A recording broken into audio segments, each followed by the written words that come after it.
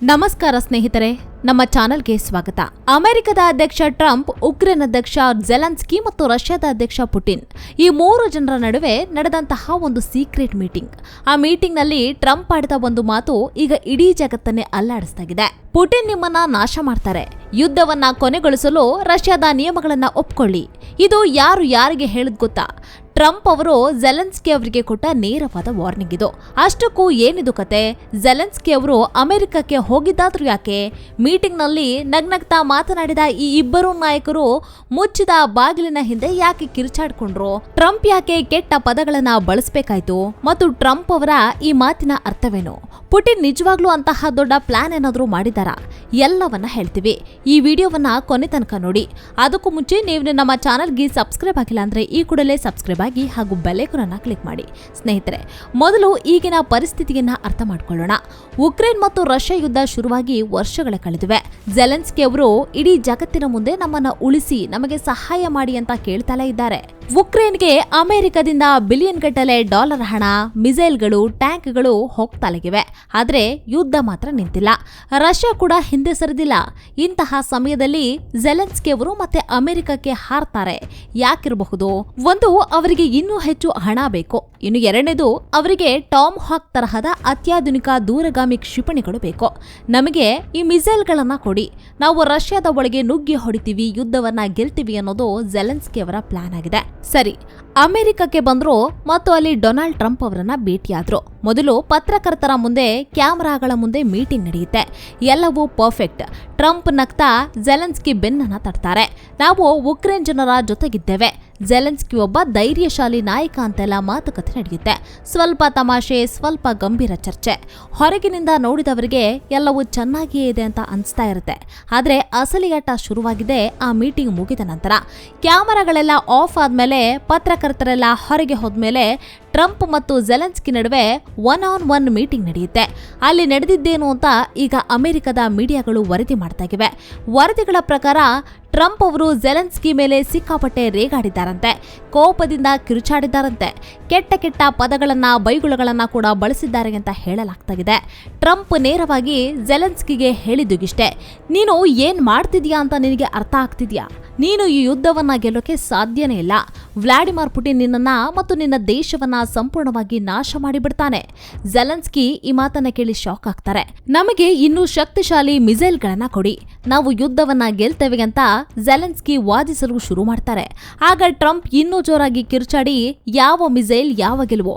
ಸುಮ್ಮನೆ ರಷ್ಯಾ ಹೇಳಿದ ಕಂಡೀಷನ್ಗಳನ್ನ ಒಪ್ಕೋ. ಆ ಡೊನೆಟ್ಸ್ಕ್ ಪ್ರದೇಶ ಏನಿದೆ, ಆ ಭೂಮಿಯನ್ನ ರಷ್ಯಾಕ್ಕೆ ಬಿಟ್ಟು ಕೊಟ್ಬಿಡು. ಪುಟಿನ್ಗೆ ಏನ್ ಬೇಕೋ ಅದನ್ನ ಕೊಟ್ಟು ಈ ಯುದ್ಧವನ್ನ ಈಗಲೇ ನಿಲ್ಲಿಸ್ಬಿಡು. ಇಲ್ದಿದ್ರೆ ಉಕ್ರೇನ್ನಲ್ಲಿ ಲಕ್ಷಾಂತರ ಜನ ಸಾಯ್ತಾರೆ. ನಿನ್ನ ದೇಶದ ಸರ್ವನಾಶಕ್ಕೆ ನೀನೇ ಕಾರಣ ಆಗ್ತೀಯಾ ಅಂತ ವಾರ್ನಿಂಗ್ ಅನ್ನು ಕೊಟ್ಟಿದ್ದಾರೆ. ಇದು ಸಣ್ಣ ವಿಷಯ ಅಲ್ಲ ಸ್ನೇಹಿತರೆ. ಒಂದು ದೇಶದ ಅಧ್ಯಕ್ಷನಿಗೆ ನಿಮ್ಮ ಜಾಗವನ್ನ ಶತ್ರುಗಳಿಗೆ ಬಿಟ್ಕೊಡು ಅಂತ ಇನ್ನೊಂದು ದೊಡ್ಡ ದೇಶದ ನಾಯಕ ನೇರವಾಗಿ ಹೇಳೋದು ಅಂದ್ರೆ ಇದೇನು ಸಾಮಾನ್ಯವಾದ ವಿಷಯ ಅಲ್ಲ. ಸರಿ, ಟ್ರಂಪ್ ಯಾಕೆ ಈ ರೀತಿ ಹೇಳಿದ್ರು? ಅವರಿಗೆ ಝೆಲೆನ್ಸ್ಕಿ ಮೇಲೆ ಯಾಕೆ ಇಷ್ಟೊಂದು ಕೋಪ? ಇದಕ್ಕೆ 3 ಕಾರಣಗಳಿವೆ. ಮೊದಲನೇದೇ ಹಣ. ಟ್ರಂಪ್ ಅವರ ಪಾಲಿಸಿ ಸಿಂಪಲ್ ಆಗಿದೆ. ಅಮೆರಿಕ ಫಸ್ಟ್ ನೀತಿ. ಅವರಿಗೆ ಈ ಉಕ್ರೇನ್ ಯುದ್ಧದಿಂದ ಅಮೆರಿಕಕ್ಕೆ ಬಿಲಿಯನ್ ಗಟ್ಟಲೆ ಡಾಲರ್ ನಷ್ಟ ಆಗ್ತಿರೋದು ಇಷ್ಟ ಆಗ್ತಿಲ್ಲ. ನಮ್ಮ ದುಡ್ಡನ್ನ ಯಾಕೆ ಬೇರೆ ಯಾವುದೋ ದೇಶದ ಮೇಲೆ ಸುರಿಬೇಕು? ಆ ಹಣವನ್ನ ನಮ್ಮ ದೇಶದಲ್ಲೇ ಬಳಸಬಹುದಲ್ವಾ ಅನ್ನೋದು ಅವರ ವಾದವಾಗಿದೆ. ಇನ್ನು ಎರಡನೇದು ಅಮೆರಿಕದ ವಿದೇಶಾಂಗ ನೀತಿ. ಈ ಪಾಯಿಂಟ್ ತುಂಬಾನೇ ಮುಖ್ಯ.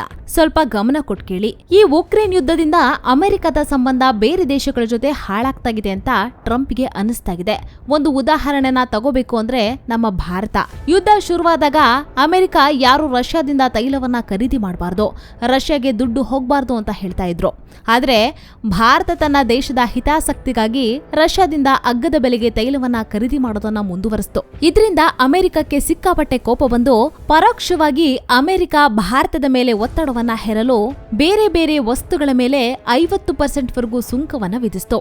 ಇದರಿಂದ ಭಾರತ ಮತ್ತು ಅಮೆರಿಕ ವ್ಯಾಪಾರಕ್ಕೆ ದೊಡ್ಡ ಹೊಡೆತ ಬಿತ್ತು. ಟ್ರಂಪ್ ಅವರ ಪ್ರಕಾರ ಈ ಝೆಲೆನ್ಸ್ಕಿ ಶುರು ಮಾಡಿದ ಯುದ್ಧದಿಂದಾಗಿ ನಾವು ನಮ್ಮ ಮಿತ್ರ ದೇಶವಾದ ಭಾರತದ ಜೊತೆಗೂ ಸಂಬಂಧವನ್ನ ಹಾಳು ಮಾಡ್ಕೊಳ್ಬೇಕಾಯ್ತು. ಈ ಯುದ್ಧ ನಿಂತ್ರೆ ಎಲ್ಲವೂ ಸರಿ ಹೋಗುತ್ತೆ. ಇದು ಅವರ ಲೆಕ್ಕಾಚಾರ. ಇನ್ನು ಇದಕ್ಕೆ 3ನೇ ಕಾರಣ ಅಂದ್ರೆ 3ನೇ ಮಹಾಯುದ್ಧದ ಭಯ. ಇದು ಅತ್ಯಂತ ಪ್ರಮುಖ ಕಾರಣ ಸ್ನೇಹಿತರೆ. ಝೆಲೆನ್ಸ್ಕಿ ಏನ್ ಕೇಳ್ತಾರೆ ಅಂದ್ರೆ ಟಾಮ್ಹಾಕ್ ಮಿಸೈಲ್ಗಳು. ಈ ಮಿಸೈಲ್ಗಳನ್ನ ಬಳಸಿದ್ರೆ ಉಕ್ರೇನ್ ಸೈನಿಕರು ರಷ್ಯಾದ ರಾಜಧಾನಿ ಮಾಸ್ಕೋದವರೆಗೂ ಹೋಗಿ ಅಟ್ಯಾಕ್ ಅನ್ನ ಮಾಡಬಹುದು. ಟ್ರಂಪ್ಗೆ ಇರುವ ಭಯವೇ ಇದು. ಒಂದ್ ವೇಳೆ ಉಕ್ರೇನ್ ಅಮೆರಿಕ ಕೊಟ್ಟ ಮಿಸೈಲ್ಗಳನ್ನ ಬಳಸಿ ರಷ್ಯಾದ ಒಳಗೆ ಅತಿ ದೊಡ್ಡ ಅಟ್ಯಾಕ್ ಅನ್ನ ಮಾಡಿಬಿಟ್ರೆ ಪುಟಿನ್ ಸುಮ್ಮನೆ ಕೂರೋದಿಲ್ಲ. ಪುಟಿನ್ ಒಬ್ಬ ನ್ಯೂಕ್ಲಿಯರ್ ಪವರ್ ಹೊಂದಿರುವಂತಹ ನಾಯಕ. ಅವನು ಉಕ್ರೇನ್ ಮೇಲೆ ನ್ಯೂಕ್ಲಿಯರ್ ಬಾಂಬ್ ಅನ್ನ ಹಾಕಬಹುದು ಅಥವಾ ಅಮೆರಿಕವೇ ನಮ್ಮ ಮೇಲೆ ಅಟ್ಯಾಕ್ ಮಾಡಿಸ್ತು ಅಂತ ನೇರವಾಗಿ ಅಮೆರಿಕದ ಮೇಲೆಗೆ ಯುದ್ಧವನ್ನ ಸಾರಬಹುದು. ರಷ್ಯಾದ ಜೊತೆ ನೇರ ಯುದ್ಧ ಅಂದ್ರೆ ಅದು 3ನೇ ಮಹಾಯುದ್ಧ ಇದ್ದಂಗೆ. ನನಗೆ ಆ ರಿಸ್ಕ್ ತಗೊಳ್ಳೋಕೆ ಇಷ್ಟ ಇಲ್ಲ. ಇದು ಟ್ರಂಪ್ ಅವರ ಸ್ಪಷ್ಟ ನಿಲುವು. ಅದಕ್ಕೆ ಅವರು ಎಲೆಕ್ಷನ್ ಟೈಮಲ್ಲಿ ನಾನು ಅಧಿಕಾರಕ್ಕೆ ಬಂದ್ರೆ 24 ಗಂಟೆಗಳಲ್ಲಿ ಯುದ್ಧವನ್ನ ನಿಲ್ಲಿಸ್ತೀನಿ ಅಂತ ಪದೇ ಪದೇ ಹೇಳ್ತಾಗಿದ್ರು. ಹೇಗೆ ನಿಲ್ಲಿಸ್ತಾರೆ? ಬಹುಶಃ ಹೀಗೆಯೇ. ಜೆಲೆನ್ಸ್ಕಿಗೆ ಬ್ಲಾಕ್ ಮೇಲ್ ಮಾಡಿ ಹಣ ಕೊಡಲ್ಲ, ಶಸ್ತ್ರಾಸ್ತ್ರಗಳನ್ನ ಕೊಡಲ್ಲ, ಸುಮ್ಮನೆ ಜಾಗವನ್ನ ಬಿಟ್ಟು ಕೊಡುವಂತ ಒತ್ತಡವನ್ನ ಹೇರಿ ಯುದ್ಧವನ್ನ ನಿಲ್ಲಿಸೋದು ಅವರ ಪ್ಲಾನ್ ಆಗಿರಬಹುದು. ಇನ್ನು ಜೆಲೆನ್ಸ್ಕಿ ಅವರ ನಿಲುವು ಏನು ಅಂತ ನೀವು ಕೇಳಬಹುದು. ಅವರು ಟ್ರಂಪ್ಗೆ ಏನ್ ಹೇಳಿರಬಹುದು ಅಂದ್ರೆ, ನನ್ನ ದೇಶದಲ್ಲಿ ಲಕ್ಷಾಂತರ ಜನ ಸತ್ತಿದ್ದಾರೆ, ನಮ್ಮ ಸೈನಿಕರು ರಕ್ತವನ್ನ ಹರಿಸಿದ್ದಾರೆ, ಈಗ ಬಂದು ನಿಮ್ಮ ಜಾಗವನ್ನ ಪುಟಿನ್ಗೆ ಬಿಟ್ಟು ಕೊಡಿ ಅಂತ ಹೇಳಿದ್ರೆ ನಾನು ಹೇಗೆ ಒಪ್ಕೊಳ್ಳಿ? ಇದು ನಮ್ಮ ಸ್ವಾತಂತ್ರ್ಯದ ಪ್ರಶ್ನೆ. ನೀವು ಪುಟಿನ್ಗೆ ಹೆದರ್ಕೊಂಡು ನಮ್ಮನ್ನ ಬಲಿ ಕೊಡ್ತಾ ಇದ್ದೀರಾ. ನಮಗೆ ಆಯುಧವನ್ನ ಕೊಡಿ, ನಾವು ಯುದ್ಧವನ್ನ ಗೆಲ್ತೇವೆ, ನಮಗೆ ಗೆಲ್ಲುವ ವಿಶ್ವಾಸವಿದೆ ಅಂತ ಜೆಲೆನ್ಸ್ಕಿ ಅವರು ವಾದವನ್ನ ಮಾಡಿದ್ದಾರೆ. ಇನ್ನು ಜೆಲೆನ್ಸ್ಕಿಗೆ ಗೊತ್ತು, ಒಮ್ಮೆ ಭೂಮಿಯನ್ನ ಬಿಟ್ಕೊಟ್ರೆ ಪುಟಿನ್ ನಾಳೆ ಇನ್ನೊಂದು ನಗರವನ್ನ ಕೇಳ್ತಾರೆ ಅಂತ. ಅದಕ್ಕೆ ಅವರು ಯಾವುದೇ ಕಾರಣಕ್ಕೂ ಮಾತುಕತೆಗಿಲ್ಲ. ರಷ್ಯಾ ಸಂಪೂರ್ಣವಾಗಿ ಉಕ್ರೇನ್ ಅನ್ನ ಬಿಟ್ಟು ಹೋಗಬೇಕು ಅಂತ ಪಟ್ಟು ಹಿಡಿದು ಕೂತಿದ್ದಾರೆ. ಸ್ನೇಹಿತರೆ, ಇದಲ್ಲದೆ ಟ್ರಂಪ್ ಅವರಿಗೆ ಈ ಉಕ್ರೇನ್ ವಿಷಯ ಎಷ್ಟು ತಲೆನೋವಾಗಿದೆ ಅನ್ನೋದಕ್ಕೆ ಇನ್ನೊಂದು ಉದಾಹರಣೆ ಇದೆ. ಇದೇ ಜೆಲೆನ್ಸ್ಕಿ ಮೀಟಿಂಗ್ ಆದ ಸ್ವಲ್ಪ ದಿನಗಳ ನಂತರ ಟ್ರಂಪ್ ಅವರು ಆಸ್ಟ್ರೇಲಿಯಾಕ್ಕೆ ಹೋಗಿದ್ರು. ಅಲ್ಲಿ ಒಂದು ಪ್ರೆಸ್ ಮೀಟ್ ನಡೀತಾಗಿತ್ತು. ಆಗ ಭಾರತೀಯ ಮೂಲದ ಆಸ್ಟ್ರೇಲಿಯನ್ ಪತ್ರಕರ್ತರೊಬ್ರು ಟ್ರಂಪ್ಗೆ ನೇರವಾದ ಕಠಿಣವಾದ ಪ್ರಶ್ನೆಯನ್ನ ಕೇಳಿದ್ರು. ಆ ಪತ್ರಕರ್ತೆ ಕೇಳಿದ್ದು ಇಷ್ಟೇ: ಉಕ್ರೇನ್ನಲ್ಲಿ ಅಷ್ಟೊಂದು ಜನ ಸಾಯ್ತಾ ಇದ್ದಾರೆ, ರಷ್ಯಾ ಇಷ್ಟೆಲ್ಲ ದೌರ್ಜನ್ಯ ಮಾಡ್ತಾಗಿದೆ, ನೀವ್ಯಾಕೆ ಇನ್ನು ರಷ್ಯಾವನ್ನ ಭಯೋತ್ಪಾದಕ ರಾಷ್ಟ್ರ ಅಂತ ಘೋಷಿಸ್ತಾಗಿಲ್ಲ? ಉಕ್ರೇನ್ಗೆ ಬೇಕಾದ ಶಸ್ತ್ರಾಸ್ತ್ರಗಳನ್ನ ಯಾಕೆ ಕೊಡ್ತಾಗಿಲ್ಲ? ನೀವು ಯಾಕೆ ಹಿಂಜರಿತಾ ಇದ್ದೀರಿ ಅಂತ. ಈ ಪ್ರಶ್ನೆ ಕೇಳಿದ ತಕ್ಷಣ ಟ್ರಂಪ್ಗೆ ವಿಪರೀತ ಕೋಪ ಬಂತು. ಆ ಪತ್ರಕರ್ತೆಯ ಮೇಲೆ ಅಲ್ಲೇ ಕೂಗಾಡಿ, ಕ್ವಾಯಟ್, ಸುಮ್ಮನಿರೋ, ನಿನಗೇನ್ ಗೊತ್ತಿದೆ, ಸುಮ್ಮನೆ ಕೂರು ಅಂತ ಗದರಿಸಿ ಬಿಟ್ಟಿದ್ರು.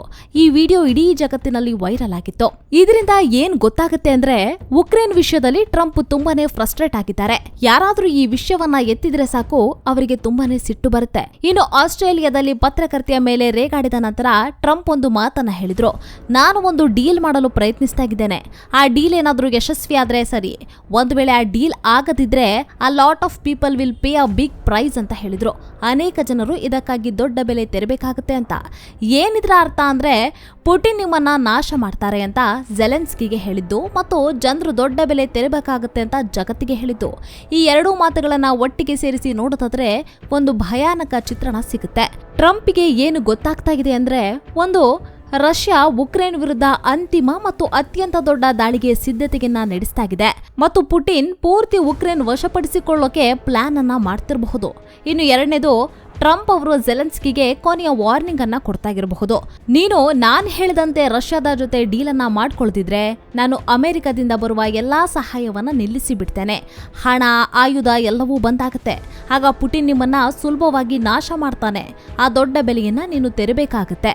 ಸ್ನೇಹಿತರೆ, ಇದು ಪುಟಿನ್ ಕಡೆಯಿಂದ ಬಂದ ಬೆದರಿಕೆನಾ ಅಥವಾ ಟ್ರಂಪ್ ಅವರೇ ಹಾಕ್ತಾ ಇರುವ ಬ್ಲಾಕ್ ಮೇಲ್ ತಂತ್ರವ ಗೊತ್ತಿಲ್ಲ. ಆದ್ರೆ ಜೆಲೆನ್ಸ್ಕಿ ಈಗ ಇಕ್ಕಟ್ಟಿಗೆ ಸಿಲುಕಿದ್ದಾರೆ. ಒಂದ್ ಕಡೆ ಪುಟಿನ್ನ ಸೇನೆ, ಇನ್ನೊಂದ್ ಕಡೆ ಟ್ರಂಪ್ ಅವರ ಈ ಭಯಾನಕ ವಾರ್ನಿಂಗ್. ಸ್ನೇಹಿತರೆ, ಈ ಜಿಯೋ ಪಾಲಿಟಿಕ್ಸ್ ಇದೆಯಲ್ಲ, ಇದು ಹೀಗೆ ಇರುತ್ತೆ. ಇಲ್ಲಿ ಯಾರು ಒಳ್ಳೆಯವರು ಯಾರು ಕೆಟ್ಟವರು ಅಂತ ಹೇಳೋದೇ ಕಷ್ಟ. ಟ್ರಂಪ್ ಅವರಿಗೆ ಅಮೆರಿಕದ ಹಣ ಮತ್ತು ಸುರಕ್ಷತೆ ಮುಖ್ಯ, ಜೆಲೆನ್ಸ್ಕಿ ಅವರಿಗೆ ಅವರ ದೇಶದ ಸ್ವಾತಂತ್ರ್ಯ ಮತ್ತು ಭೂಮಿ ಮುಖ್ಯ, ಪುಟಿನ್ ಅವರಿಗೆ ರಷ್ಯಾದ ಸಾಮ್ರಾಜ್ಯದ ವಿಸ್ತರಣೆ ಮುಖ್ಯ. ಈ ಮೂವರ ಜಗಳದಲ್ಲಿ ಸಾಯ್ತಾ ಇರೋದು ಮಾತ್ರ ಅಮಾಯಕ ಉಕ್ರೇನ್ನ ಜನರು. ಪುಟಿನ್ ನಿನ್ನನ್ನ ನಾಶ ಮಾಡ್ತಾನೆ ಎಂಬ ಟ್ರಂಪ್ ಅವರ ಮಾತು ಕೇವಲ ಒಂದು ಎಚ್ಚರಿಕೆ ಇರಬಹುದು, ಅಥವಾ ಉಕ್ರೇನಿನ ಭವಿಷ್ಯದ ಬಗ್ಗೆ ಈಗಾಗಲೇ ಬರೆದು ಮುಗಿದಿರುವ ಒಂದು ಕರಾಳ ಅಧ್ಯಾಯದ ಮುನ್ನಿಟ್ಟಿಗೆ ಇರಬಹುದು. ಇದರ ಬಗ್ಗೆ ನಿಮ್ಗೇನನ್ಸುತ್ತೆ? ಟ್ರಂಪ್ ಹೇಳಿದ್ದು ಸರಿಯಾಗಿದ್ಯಾ? ಅಮೆರಿಕ ತನ್ನ ಹಿತಾಸಕ್ತಿಯನ್ನ ನೋಡ್ಕೊಳ್ಬೇಕಾ ಅಥವಾ ಜೆಲೆನ್ಸ್ಕಿ ಅವರ ಹೋರಾಟ ನ್ಯಾಯಯುತವಾಗಿದ್ಯಾ? ನಿಮ್ಮ ಅನಿಸಿಕೆಗಳನ್ನ ದಯವಿಟ್ಟು ಕಾಮೆಂಟ್ ಮಾಡಿ ತಿಳಿಸಿ. ಈ ವಿಡಿಯೋ ನಿಮಗೆ ಇಷ್ಟವಾಗಿದ್ರೆ ಲೈಕ್ ಮಾಡಿ, ಶೇರ್ ಮಾಡಿ ಮತ್ತು ನಮ್ಮ ಚಾನಲ್ಗೆ ಸಬ್ಸ್ಕ್ರೈಬ್ ಆಗೋದನ್ನ ಮರಿಬೇಡಿ. ಮತ್ತೊಂದು ಇಂಟ್ರೆಸ್ಟಿಂಗ್ ವಿಡಿಯೋದೊಂದಿಗೆ ನಿಮ್ಮನ್ನ ಭೇಟಿ ಆಗ್ತೀವಿ. ಅಲ್ಲಿಯವರೆಗೂ ಧನ್ಯವಾದಗಳು.